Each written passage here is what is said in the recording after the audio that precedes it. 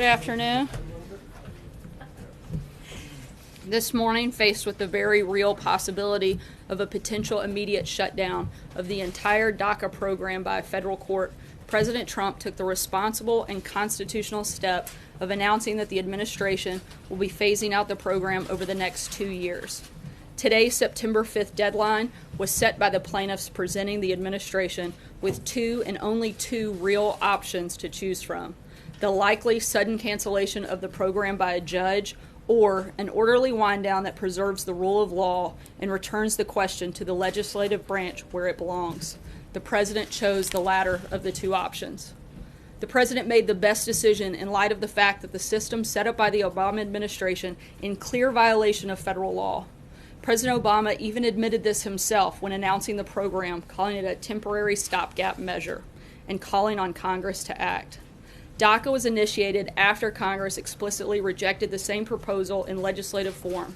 In other words, President Obama didn't just suspend federal law, but implemented a policy Congress had explicitly rejected. There is a misconception that DACA primarily serves as a shield from deportation. This is misleading. DACA grants work authorization to nearly 800,000 individuals who are not legally authorized to work. DACA recipients whose average age is in their 20s were not an enforcement priority before, and they certainly won't become a priority now. The priorities remain the same: criminals, security threats, and those who repeatedly violate our immigration laws. The main effect of today's announcement is that work permits and other government benefits are being gradually phased out. But rather than leave DACA recipients and the men and women of immigration enforcement in confusing limbo while the DACA program was challenged by states in the same court that struck down another of the previous administration's unlawful immigration orders earlier this year, President Obama is laying out a responsible 24-month phase-out. President Trump. No permits will be expiring for another 6 months, and permits will remain active for up to 2 full years. The president was elected partly on his promise to deliver meaningful immigration reform that puts the jobs, wages, and security of the American people first.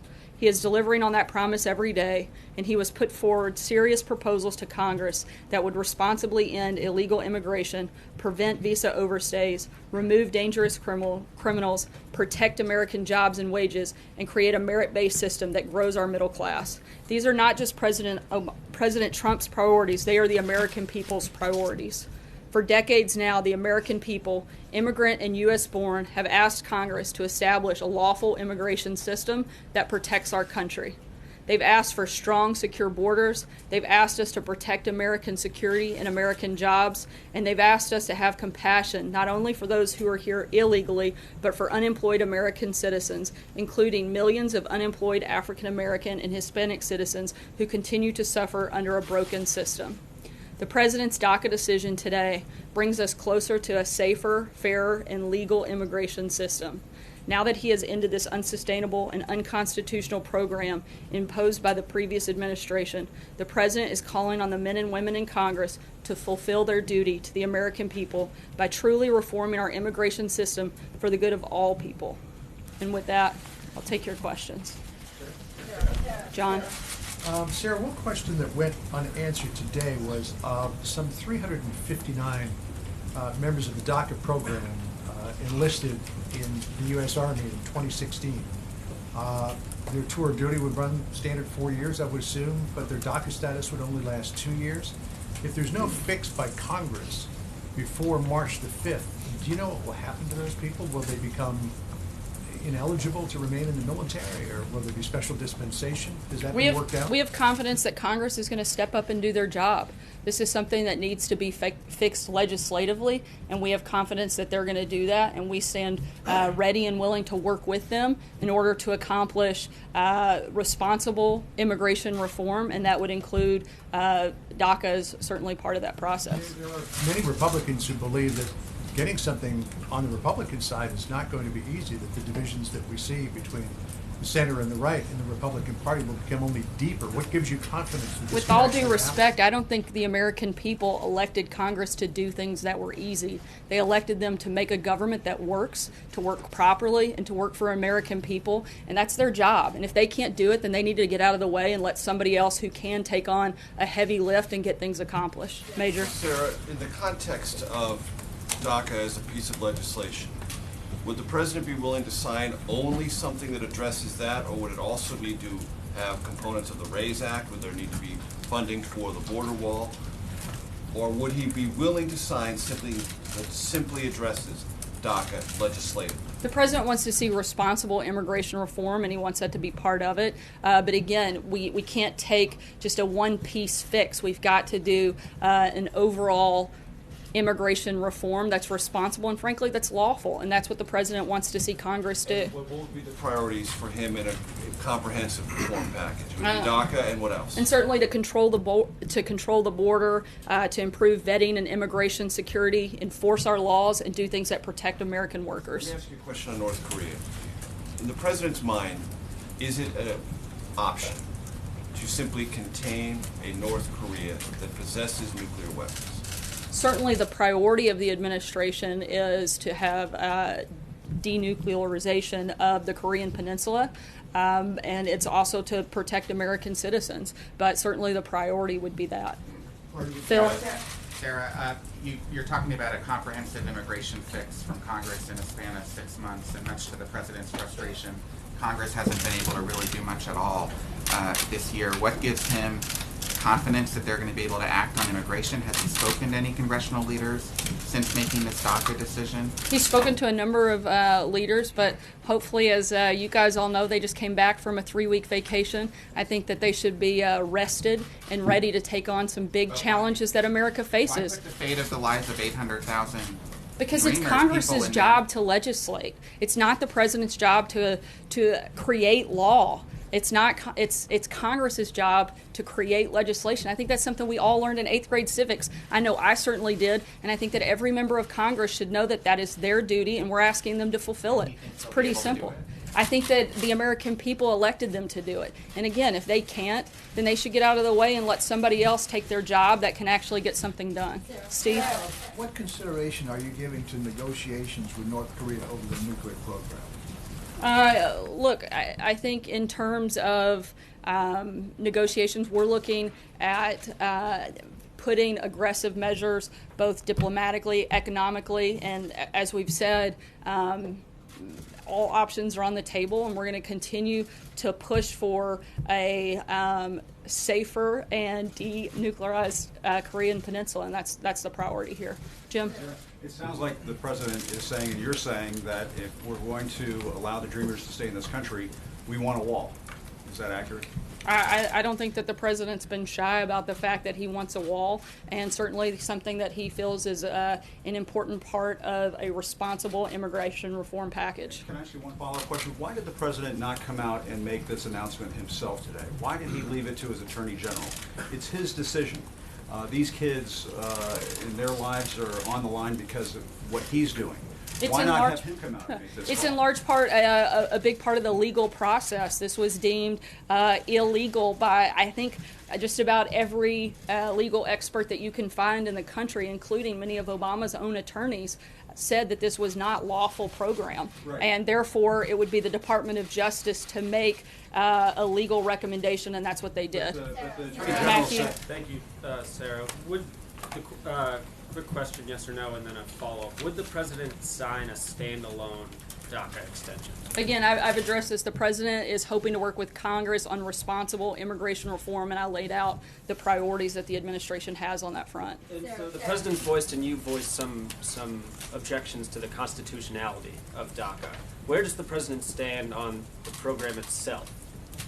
I think that in the answers that I've given is that the president has been, and I think part of the reason that this is complicated and one of the reasons he's wrestled with this back and forth in large part is because this is not an easy one. and certainly something where he wants to be able to make a decision with compassion, but at the same time, you can't allow emotion to govern. And this has to be something where the law is put in place, and it's something that he would support if Congress puts it before him. He would support it if it came with. I'm just trying Again, to get the responsible specifics. Does it immigration need reform. We to be can't just have one tweak to the immigration system. We need really big fixes and big reform in this process, and we've laid out the principles that we feel are important in that. John Decker. Thank you, Sarah. Is this a position? What? Sorry, John Decker. Thanks, Sarah. All right, I The looked down. President, as recently as February, had expressed sympathy for the DACA recipients. Today we heard in a statement from House Speaker Paul Ryan, who said that these so-called dreamers have done nothing wrong. Was this a difficult decision for the President to take this drastic action, given what he said as recently as February? And does he agree with House Speaker Paul Ryan that these individuals, 800,000 individuals, have done nothing wrong? I think largely yes, and that's why I said it was one of the things that the President wrestled with this decision all throughout the weekend. So I kind of addressed that, so I think that's pretty clear. It was just this weekend that he wrestled with it? It wasn't leading up to it? Well, no, I mean, I think we've been clear throughout the process. There wasn't a final decision made until over the weekend because of the back and forth and the complexity of the issue and the ability to make the right decision and allow Congress to actually do their job and provide a fix instead of just stopping the program. And that was a big point for the President. Jordan? Thanks, sir. I want to drill down a little more on what you mean when you say the President wants to act with heart and compassion with regard to these DACA recipients. Does that mean offering them a pathway to citizenship? I think it means providing a more permanent solution that's done through the legislative process, done legally and responsibly, unlike the previous administration. A permanent solution, does that mean you're giving them legal status legislatively? What is the permanent solution that I think that's something we want to work with Congress to determine exactly what that looks like, but there has to be, something needs to be done. It's Congress's job to do that, and we want to be part of that process and make sure that there is a fix put in place and that this isn't ignored like it has been for the last 5 years. If Congress doesn't get it done by the March 5th deadline, considering the President's personal feelings about these DACA recipients, would he consider giving them additional time to get a solution passed? We'd like to have confidence that Congress will actually do their job. We're going to ask that they do that and that they allow us to work with them and be part of that process. But again, if Congress doesn't want to do the job that they were elected to do, then maybe they should get out of the way and let someone else do it. Stephen? Sir, when we heard from the Attorney General this morning, he repeatedly referred to DACA recipients as illegal aliens, and at one point he intimated that hundreds of thousands of Americans did not get jobs that were taken by DACA recipients. Does the President share that view? I think that it's a known fact that there are over 4 million unemployed Americans in the same age group as those that are DACA recipients, that over 950,000 of those are African Americans in the same age group, over 870,000 unemployed Hispanics in the same age group. Those are large groups of people that are unemployed that could possibly have those jobs. But again, we're looking for fixes. We're not looking for complaints, but we're looking for solutions, and that's our focus moving forward. Reconcile those statistics with the idea that hundreds of thousands of people, if the President gets what he wants, would achieve legal status. How do you reconcile those two competing interests? Well, I think one of the first things is the President is looking to create a whole lot more jobs in America so that it addresses both problems. There's a reason he's focused largely since day one of taking office in creating a better market for businesses to create jobs, to hire more people, higher wages. He's gotten rid of over 800 regulations that have helped do just that. 1.2 million jobs have been created since he came into office, and every single day we're looking for more ways to grow that number. And so we're doing our part to address and create an environment that allows people to have more jobs, and we're going to continue doing that. Kristen? Thanks. The President vowed to treat dreamers with, quote, great heart. How is this move treating them with great heart? I think by allowing an orderly process to take place. You know, there's a lot of people that I've seen attacking the president for not showing the level of compassion that they feel like he should. To me, the most heartless thing that I've seen all day today is that Democrats like Nancy Pelosi are using this decision today for fundraising while the president's trying to fix this situation. They are politicizing an issue instead of actually doing their job. If they would spend less time fundraising and more time focusing on solutions, we wouldn't even be in this problem in the first place. On the president's decision, where all of this stems from, Dreamers, supporters of Dreamers say this is cold-hearted. You're leaving the future of 800,000 people uncertain, up in the air. What's your message to them? It's not cold-hearted for the president to uphold the law. We are a nation of law and order. And the day that we start to ignore the fact that we are that, then we throw away everything that gives these people a reason to want to come to our country. If we stop becoming the country that we were envisioned to be, then we throw away what makes us special, which makes America unique. This president's not willing to do that. The previous administration was. This one isn't. But we want to have real solutions. We want to have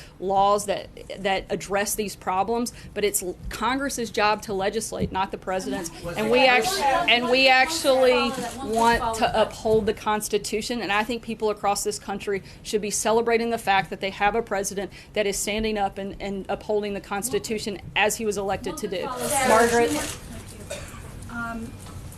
I'd like to ask you about North Korea, but quickly on DACA. Is the president committed to honoring the will of Congress, essentially whatever Congress passes on DACA, or does he reserve the right to veto a DACA fix if he feels that it doesn't kind of holistically do what you're talking about, a bigger picture thing that touches on some of these? As I've said, we want responsible immigration reform, and that would be part of that package and part of that process. So on the North Korea, if I could just ask. Vladimir Putin has said that he doesn't believe that sanctions are going to work at all against North Korea, and I'm wondering whether the president himself is coming around to that perspective, or whether he still believes sanctions can be effective, and if he has any plans that you could share with us to talk with the Chinese president or the Russian president himself. Look, we've been clear about what our priorities are, that now is not the time for us to spend a lot of time focused on talking with North Korea, but putting all measures of pressure that we can, and we're going to continue through that process. We've also said that everybody, including Russia, including China, need to do more to address the threat. This is a global threat, and everybody needs to take part in putting pressure on North Korea. And as we've said many times before, both Secretary Mattis and the President, that all options are on the table, and we're going to continue to keep them on the table until we get the results that we're looking for. Sarah, the President has said that the DACA recipients should rest easy. He's also said on several occasions that he loves them. Is he giving them his personal assurance that at the end of 6 months they will not be deported? I think he is giving Congress the ability to do their job. I've said that earlier. When he said they should rest easy. Look, the president gave the ability for us to have a 6-month process for Congress to actually step up and fix this problem. And they certainly have the ability to, and certainly should take that opportunity. One other question about, during the other immigration moves that the administration has made, you've made the argument that the president's powers over immigration are very, very broad and unquestioned. Why in this case does he feel he can't do anything by himself and he has to turn it over to Congress? That was a specific statute within the Constitution that allows the president to take action to protect Americans. These are two very different things, and certainly not apples to apples. John Gizzi. Thank you, Sarah. 2 questions on DACA. 2-question Tuesday. Kansas Secretary of State Chris Kobach, a close ally of the president's, denounced the decision because of the 6-month delay in it and said there should be no phase out, it should have been implemented immediately. What's your response to that criticism from a strong supporter and ally of the president? I think our response is pretty clear. The president made a decision, and we feel very much that it was the right one. The other thing is that you talk about 4 million jobs that could go to other people. Has the president ever discussed this part of DACA with some of the leaders of organized labor to try to involve them in the process. President Trump of the AFL-CIO, President Hoffa of the Teamsters, and others that they work with.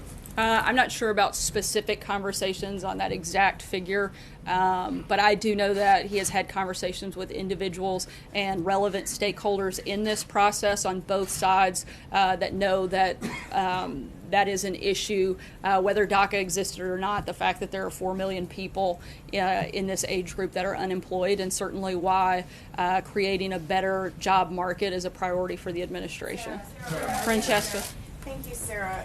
I wanted to follow up on what Jim asked. I don't know that we heard back here the rest of your answer. You said that the reason that Attorney General Jeff Sessions put out the earlier statement on camera was because it was a legal argument. But a lot of what we've been talking about in here is a legislative argument.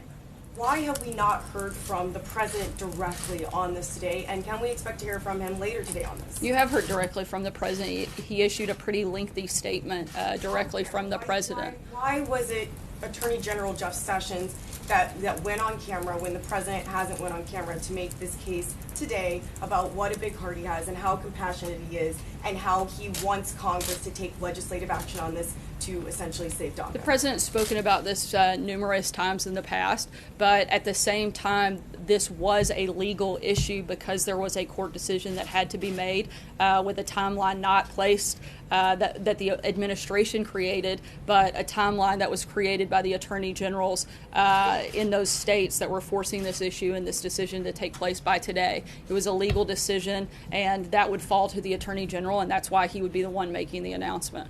Sarah. Peter. You talk about stakeholders. Has the president met any enrollees in the DACA program? I believe he has had several conversations with enrollees and those that have been part of the program. Can you tell us anything about that and what context and what have you got out of those conversations? Look, again, I think that the president's goal was to talk to a lot of people on both sides of the issue and, one, do what it takes to uphold the law, uphold the Constitution, but also allow Congress to create a permanent solution and fix the problem, which he's done by allowing for that 6-month period. Have you had those conversations recently as part of this recent deliberation? Again, I'm not sure on the exact timeline, but I know he has had many conversations with people on both sides of this issue. Certainly people that support keeping it as is and those that support getting rid of it. People be affected by it, though, right? Right. Again, like I said, I know had conversations with people that have been part of the program. Catherine. Sarah, you said the president wrestled with this decision all weekend. Can you walk us through any of the process he went through to get to this? When did he make the decision? Who was he consulting with? Sort of how this came about? Yeah, he made the final decision over the weekend, and as I said, he spoke to many relevant stakeholders and individuals that support a variety of positions on this program. Also, Sarah, can you tell us anything about the meeting today with the Big Six? What are you expecting out of that, or anything you're hoping to get out of that? We'll continue to keep you guys posted. I think the ultimate goal is, as Congress is coming back into session, to talk about some of the big priorities, certainly tax reform, immigration reform, among many other things that are going to be on the agenda for the fall. Noah. Sarah. Go ahead. Sorry. The president. I'll go here and then I'll come back to you. The president's basically told Congress to do this, but he hasn't written any legislation similar to how he approached. I didn't know it was the president's job to write out specific details of legislation. Well, I think that's other presidents exactly with what their major initiatives have taken a greater role in helping to craft that legislation. They found friendly allies in Congress to actually be the ones to propose it, but this president has not.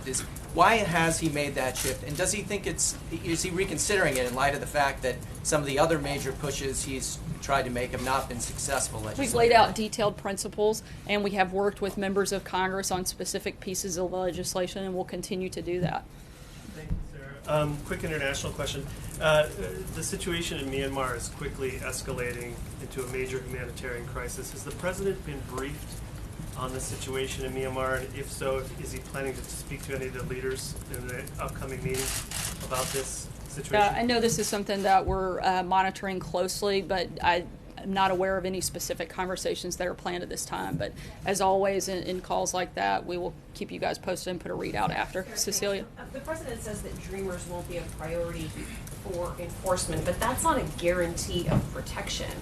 Is this White House willing to offer one? Those are certainly, again, they're not a targeted priority, but the goal here is that Congress actually fixes the problem, and then that isn't an issue.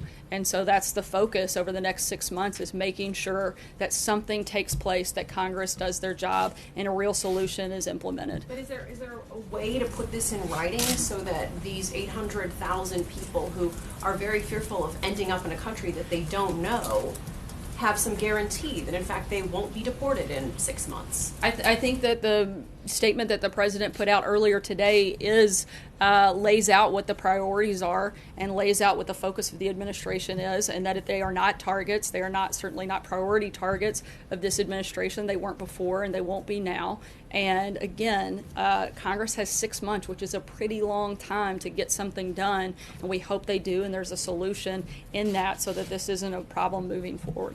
Yeah. I was wondering, you mentioned that the president had spoken over the weekend or in recent days to various stakeholders. We had talked to the Attorney General's office in Texas, and they had said they did not get a heads up or any, nobody conferring with them about this. Did you all talk to the 10 states, and are you positive that they are not suing? I know that various members of the administration have been in contact with individuals in those states. I'm going to wrap here, but I have one note to. I have one thing I'd like to just add. The president will be announcing the donations that he will be personally making to the various charities, and thank you to those of you that have submitted. We had several people put in submissions, and he'll be doing that tomorrow. And again, I know there were a lot of questions over the weekend. That will be a personal donation of $1 million from the president to various organizations and charities, many of which came from this room. So thank you again for that. Hope you have a good day. Was the DACA decision a Christian decision, Sarah? Does the president think that...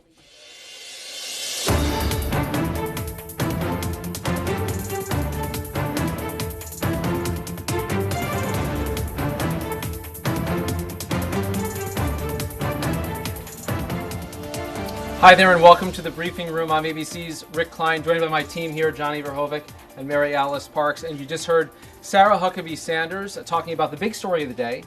This is a big one, of course, the president's decision to revoke, phase out the Deferred Action Against Childhood Arrivals program, the DACA program. 800,000 people in the balance, and we're going to get to our White House correspondent, Cecilia Vega. We're also going to talk to someone impacted directly by this decision in a few minutes, and Mary Bruce on Capitol Hill as well. In fact, let's start with Mary. I want to talk a little about the congressional reaction, if you can. This is all thrown to Congress. They got a lot of the things going on in Congress, but this is all thrown on the plate up there. What are you hearing? What's the mood? I assume they're just going to pass a bill like tomorrow, right? All of a sudden, this being added to a very full plate up here, the jam-packed to-do list for Congress now getting even longer. Look, you heard Sarah Huckabee Sanders there pretty much saying that the president is looking for some kind of comprehensive action here on immigration reform, but that is a lot easier said than done, especially with this current Congress. Look, there is some support on both sides of the aisle to do something to try and protect dreamers. Even you've seen House Speaker Paul Ryan come out and saying they need to do something here. The question is what and how? And of course, there's a lot of strong opposition from many conservative members. So where does this all go? And remember, Congress has tried more than 10 times to try and pass some kind of protection here, and never have they been able to pass it. So there's simply no guarantee right now that Congress is going to be able to come up with some kind of legislative fix, especially in the next 6 months.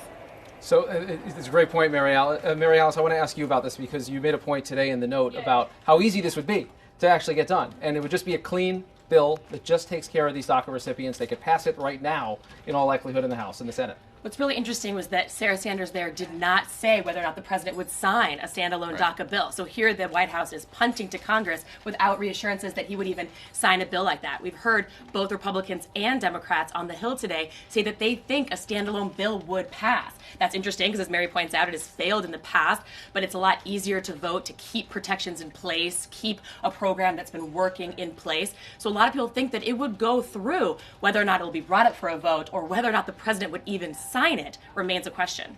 Johnny, it seems like they want to play politics with this. They're chastising Democrats for playing politics, but it does seem like there's a fair bit of politics in this, in the tone as well as the substance. Oh, absolutely. And I was just keeping track here. We heard the word Congress 16 times from Sarah Huckabee Sanders. I mean, I thought it would have been more, but you definitely see the White House, wanting to portray this as the ball is in Congress's court. Yeah. The president has made this decision, but this is something that, this is now Congress's problem. That's the line the White House wants to play here. There's an irony in this president who spent most of the summer bashing Congress, now saying he has complete confidence in Congress, wants to do all of these things. And Mary Bruce, regarding the piece of Congress, we know that there have been attempts in the past. Is there something about this deadline that could actually change things, or is the flip side that as soon as this gets broader, it gets more complicated and it all gets bogged down again? A little bit of both. Look, sometimes a deadline helps. It sort of lights a fire, right? It encourages them to try and do something. But first of all, remember that Congress has a lot of other must-do items that they have to get to before they can really start digging their teeth into this, including trying to keep the government running up and funded, raising the debt ceiling, dealing with emergency relief for Hurricane Harvey. There are a lot of things that need their attention right now. They are just coming back from recess, and now you're adding the issue of immigration reform and how to tackle these big topics like this. So yes, it is maybe possible, and perhaps a deadline does help, but look, possible in 6 months? It's a big question that simply remains to be seen whether it's possible. All right, fresh out of the briefing room now, Cecilia Vega joining us from the White House North Lawn. Cecilia, you were trying to get a straight answer out of Sarah Sanders on this question of deportation. It didn't sound like you got one. It sounds like anything but. It sounds like there's some vague assurances here, but nothing direct. Yeah, I mean, and to me, this is one of the big questions going forward. It's one certainly that DACA recipients that I've talked to today have in the wake of this announcement from this administration. This White House says that deporting undocumented immigrants in this DACA program will not be a priority, that the priority for this administration remains and has been criminals, undocumented, illegal alien criminals, as they say here, will be those who are first up for deportation, not DACA recipients. And I tried to ask Sarah Sanders, but where is the guarantee in that? The president put this statement out saying the priority is not going to be DACA recipients when their protections expire. But tell that to the people who are protesting outside this White House today. They have no sense of guarantee. And Sarah Sanders wouldn't, in fact, answer the question if this White House would be willing to put something in writing. She says the president put this statement out there, and so therefore that will be the answer. Look, there are a number of questions that this White House isn't really answering yet. I think number one is, would the president be willing to sign legislation that Congress puts forward if, in fact, they say that they want DACA to continue? It sort of sounded today as if this White House wants to tie perhaps some legislation to funding for the president's border wall plan. That could very well be one of the scenarios that we see coming forward. And they're not also answering this question of confidence, how and why this White House seems to be so confident that this Congress will be able to basically get their act together and pass some kind of legislation in 6 months. One of the closing statements from Sarah Sanders today was 6 months is a long time. 6 months is not a long time in Washington, especially when you're dealing with a Congress that so far hasn't been very successful in the last 6 months. And Cecilia, I'm struck by the tone because we heard so much from the president about how he was going to show heart and he felt so strongly about this, and yet they chose to send out Attorney General Jeff Sessions as the leading spokesperson on this. Take a listen to what he had this morning. Of course, Jeff Sessions, among the biggest immigration hardliners when he was in the Senate and now as Attorney General.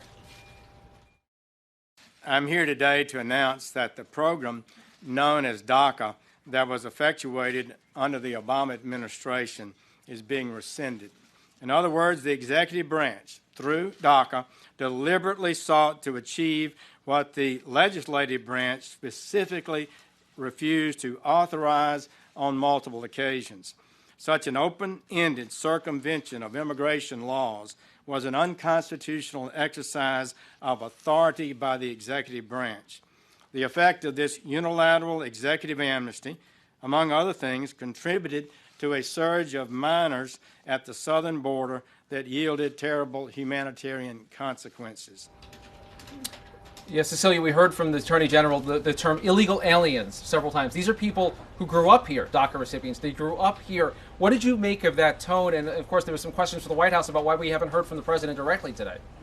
Well, two different tones happening and really two different statements, but that's exactly what the president wants in this. He's really trying to distance himself from that side of the argument. So really he can have it both ways, right? He can tell his base that he was behind this this move to rescind DACA, but he can let Jeff Sessions use the controversial language like illegal aliens, like the accusation that DACA recipients are taking jobs from Americans, like Jeff Sessions said today that DACA has led to an increase of immigration from MS-13 gang members, which I think is not going to go over well with a lot of people in this country. But again, this is the president being able to sort of have it both ways until, in fact, he can't. He's punted to Congress on this one. At some point, he's going to have to come forward and either sign legislation or veto it. So I think a lot of people will say that this president can run, but he can't hide for very much longer on this one. All right, Cecilia, we'll let you get back in there. Thanks for the questioning today, and appreciate you being here on the briefing room. So, guys, I want to hit a couple other headlines before coming back to the DACA issue. And again, we're going to have a recipient of the program on with us in a few moments. But North Korea, a lot of saber rattling and worse over the weekend. The first nuclear test of the Obama era. What did you make of how they're handling it today? The word from the White House is that all options remain on the table. Yeah, I think it's interesting.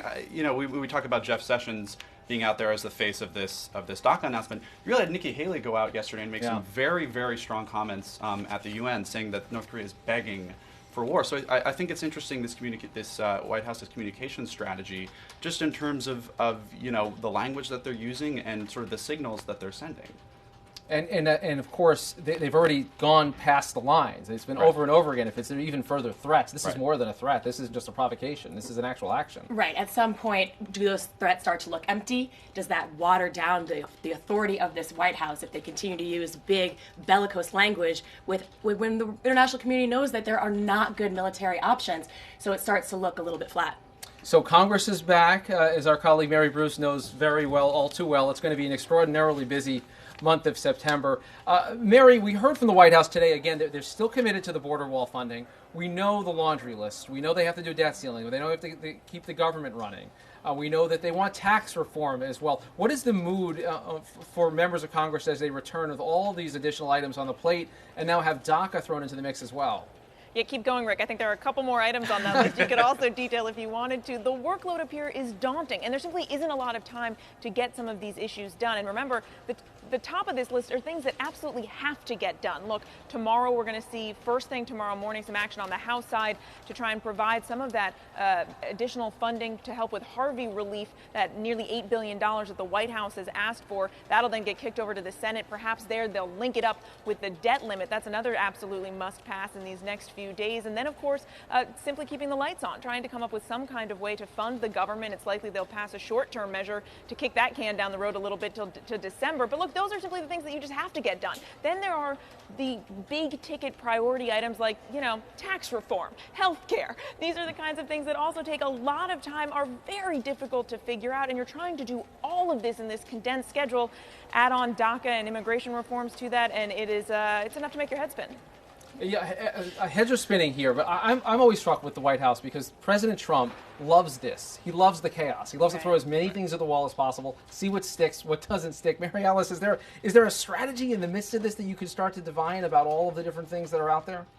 No, not that I see. I think one thing that's interesting is trying to place blame. That's what we always see when we get close to these deadlines of shutting down the government, possible defaults on loans, pushing that debt ceiling. We see that blame game, pointing fingers, because both sides, both parties are going to try to leverage their chips. They're going to try to say, I'll only vote for this if you also give me this. It's going to be really interesting to see if Dems put DACA on the line, if they say we won't vote for any spending bills unless you make sure that you pass DACA or that's included. And so I think that the president likes seeing who can win that blame game, and if he can sort of wash his hands of all of it because he's going to let Congress point fingers at each other. And it's interesting, Mary Bruce, because there's a lot of little things that can happen almost immediately. It's just a question of when all the things get thrown together. Is there an attitude right now that they need to do a bunch of things all at once to check a bunch of boxes? Or might they do Harvey just by itself? Might they do DACA just by itself? It seems like you could take manageable chunks, but that takes away someone's leverage. Yeah, you raise a good point. Sort of the more things you throw into this, the more difficult it becomes in a lot of ways, because there are more things that people can push and pull on as leverage and as they try to somehow make changes to these various issues. Some things will be lumped together. I think it's entirely likely that you will see them do what the administration is asking, which is tie that additional funding for Harvey relief to that must-do item of raising the debt limit. Possible that they will add on some of that continuing resolution for government funding in there as well. But look, other things simply, are too big to try and lump into all of this. Tax reform, for instance, you're not just going to tack that on to raising of the debt limit and check that one off the list. So how they proceed here will be very interesting to see. And, Mary Alice raises a really good point. The president is punting a lot of this up to Congress and then taking a step back, taking himself out of the equation. You just heard over and over again in the briefing Sarah Huckabee Sanders saying, well, that's on Congress to figure out. That's a legislative issue. That's on Congress. But they are looking to the White House. They are looking to the administration for some kind of guidance here. And if the president is demanding that they take action on some of his top priorities, they're going to look for him to get out ahead on some of these issues as well. And punting makes it sound like the other team actually wants the ball, which I'm not sure. Or in that this the metaphor. other team agrees. We also Right. we're so used to talking about Democrats or Republicans, but on some of these key issues, we just know there's not consensus within the Republican Party. Yeah, and these splits are actually exacerbated, particularly on immigration. Mary Bruce, thanks for being here. Appreciate it. She'll get back to the beat very quickly. Want to hit one other item. Obviously, Harvey. The funding package is going up to Capitol Hill. We're expecting votes on that early part of this week. It may or may not be tied in with some other things. But, Johnny, we also heard from the White House today it's going to be a personal donation from President Trump and spread maybe through many organizations. We'll have some news on that pretty shortly. Yeah, it's interesting to see, again, how the president is approaching this from sort of a PR perspective. You saw, them asking, is this going to be a personal donation or not. And it's interesting to see sort of the president also sort of sitting back in the shadows on this and not really coming out that forcefully on this issue too. That's hard. You pick a charity, it looks political. Exactly. Those are always tough They were asking questions. reporters. They were like, you outsourcing it. tell us. Outsourcing it. All right, we're joined now by a guest via Skype. Mariana Castro is joining us from Gainesville, Florida. She is a DACA recipient.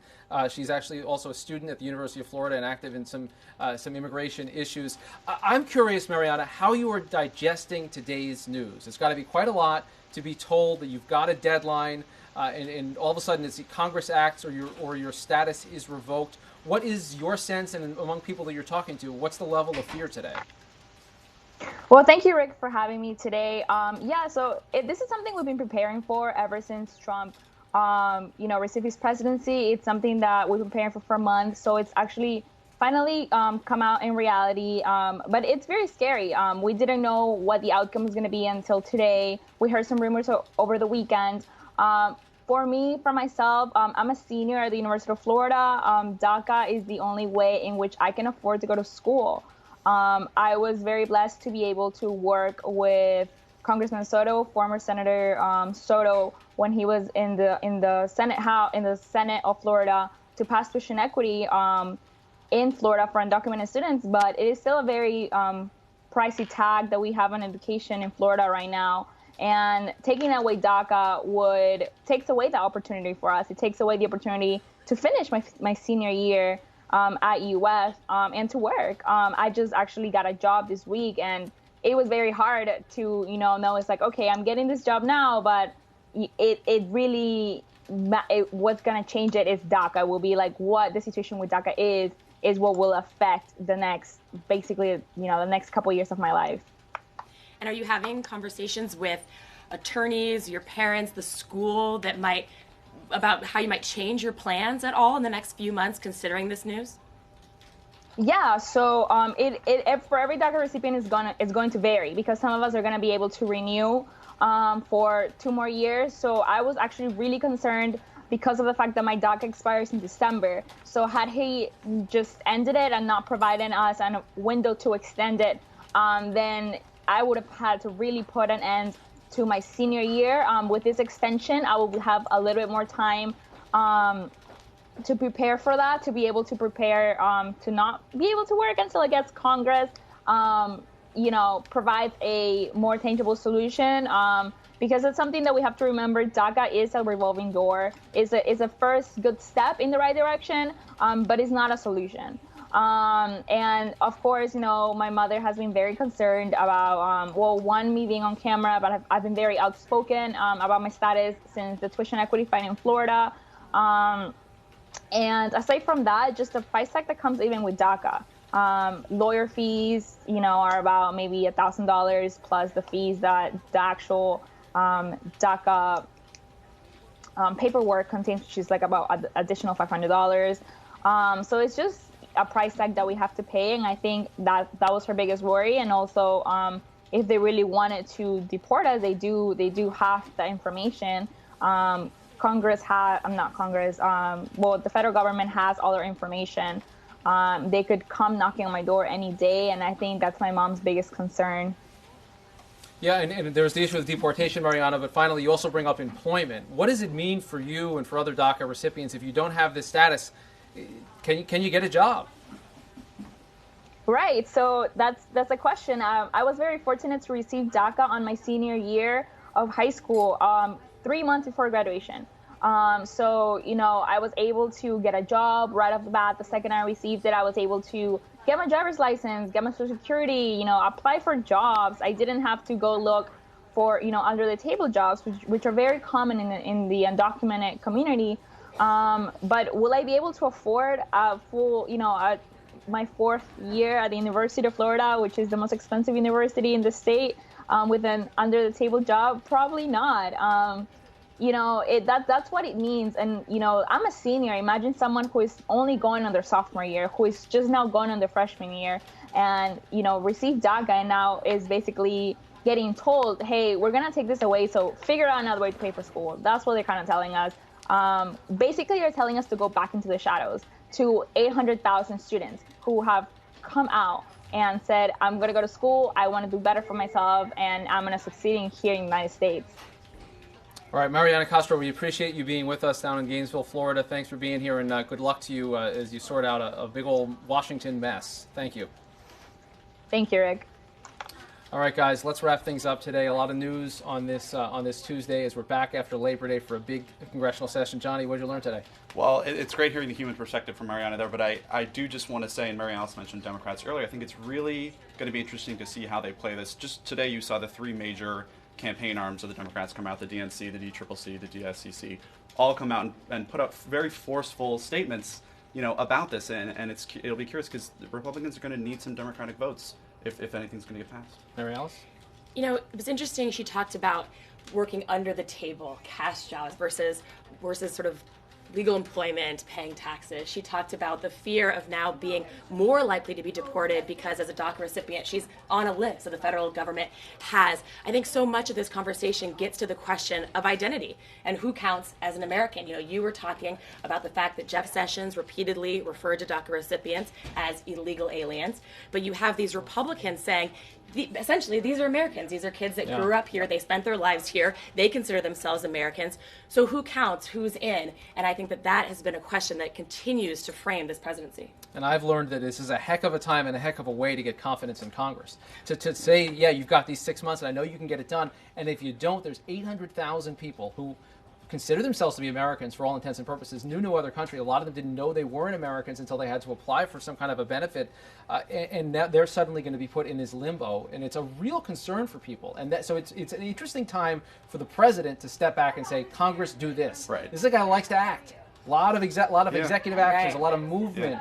A lot of unilateral action. And Congressional now, approval is at what, like 9-10%? Can it go lower? Well, because he's been campaigning against Congress for this long. This is quite a way though to launch a campaign against Congress. Say this is your job because real lives in the balance. Yeah. All right, that does it for this edition of the Briefing Room. For Johnny Verhoeven and Mary Alice Parks, I am Rick Klein. We'll be back with you next time.